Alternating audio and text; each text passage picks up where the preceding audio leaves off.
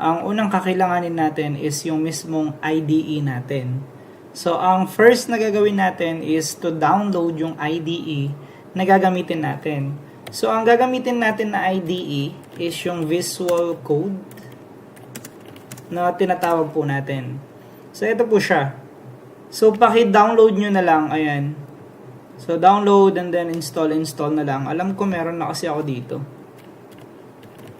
Yun. So, paki-install nyo na lang.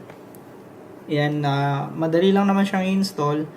And then, after nyo ma-install yan, magpo-proceed naman tayo sa isa pa na kailangan natin i-install. Ito yung tinatawag natin na JDK. So, Java JDK. So, punta tayo dito sa Oracle.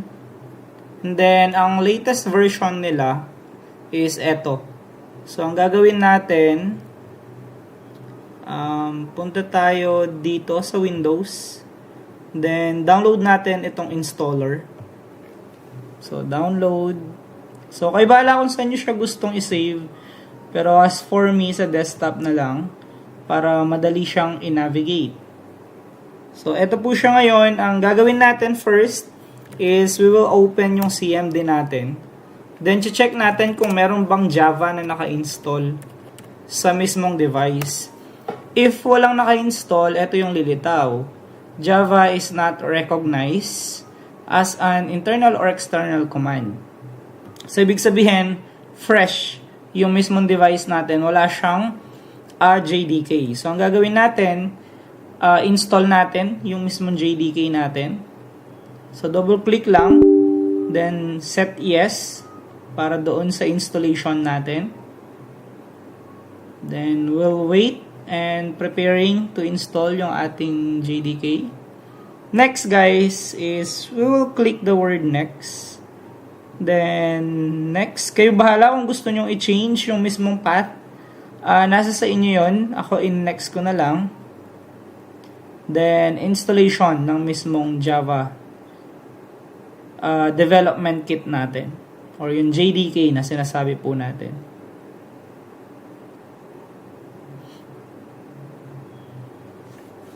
Okay, so after niya ma-install, we will close it. And then, of course, punta ulit tayo sa CMD. Then, we'll check kung meron na bang Java ngayon. Java version. Okay, so we'll wait. Yun, as you can see, meron tayong Java version 24.0.1, 2025-04-15. So, ayan ngayon, meron na tayong Java. So, for confirmation lang naman yan. Para at least malaman natin if meron ba tayong Java ngayon sa mismong device natin. After nun, i-close nyo. Then, let's create a folder. Ipangalan natin siya BSIT Game. Since we're going to create games. So, yan yung ipapangalan ko. Pero, nasa sa inyo yon kung ano yung gusto nyong ipangalan sa mismong folder nyo. Nasa sa inyo po yon.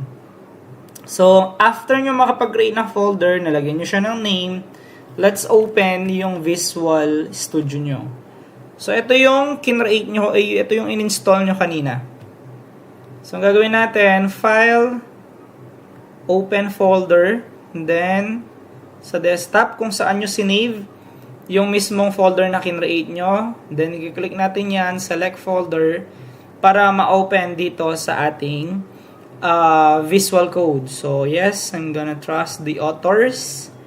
So, okay na siya ngayon. Then, we'll click it. Let's create a folder na tinatawag po natin na SRC. So, yan po yung ilalagay natin dyan yung mismong mga codes natin. So first, kiklik ulit natin to. Just make sure guys na nasa loob kayo ng SRC. Click natin itong new file. And then, lagay natin main.java. So in this part, meron ka ng, so accept lang natin to kapag may lumitaw. So let's accept it. Dito guys, kapag nakapag-create ka na ngayon ng folder, meron ka ng mismong file, and pwede ka nang mag-code dito. So, i-check natin kung a-under ba or okay ba yung pag-create natin. So, let's declare yung tinatawag natin na public. So, meron tayong option agad na lumilitaw. Public class. So, basically, meron tayong class dito na pangalan ay main. Kasi main po yung pangalan ng Java natin dito. So, main yung ipapangalan natin sa mismong class. Then, after nun, magkakaroon tayo ng public ulit. Public static void main. So, bali, eto, sa C++ guys, meron tayong int main. So, dito naman, meron tayong public static void main. So, eto yung pinaka-heart. Diyan tayo nagko-code when it comes sa programming, no? So, meron tayong string. Ito, hindi nyo kailangan i-modify. So, yan na talaga yung nakalagay sa atin. So, string args. Then, mag-open tayo ng another opening and closing bracket. Then, tatawagin natin yung system.out.print. So, meron kayong mga option dyan. So, pipiliin natin is yung print ln. Okay?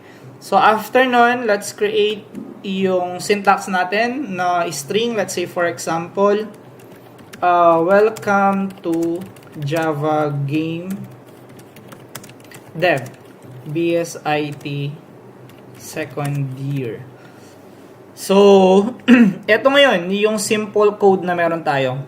So, i-run natin siya, titignan natin kung ano yung magiging output, kung magkakaroon ng error, kung meron ba tayong kailangan na i-install na mga extensions just to check it. So, i-click natin to. Then, allow natin yan pag nagpakita yung JDK natin. Then, let's see kung ano yung mangyayari dito sa mismong terminal po natin. Let's run it again.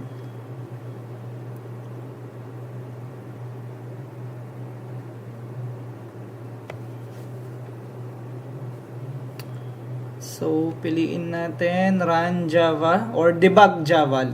Let's check. Wala, run Java.